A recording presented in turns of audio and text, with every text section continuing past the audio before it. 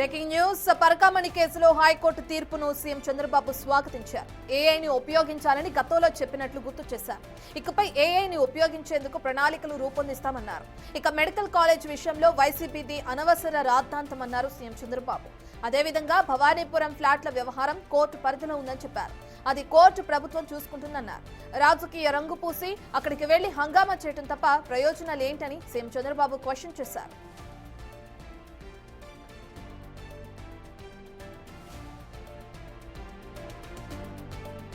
అంతకుముందు తిరుమల పరకామణి చోరీ కేసుపై ఏపీ హైకోర్టు కీలక వ్యాఖ్యలు చేసింది.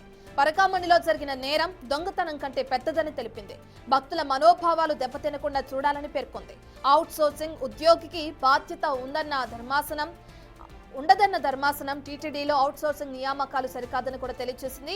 అదేవిధంగా విరాళాల లెక్కింపు వద్ద టేబుల్ ఏర్పాటు చేయాలని ఆదేశాలు జారీ చేసింది.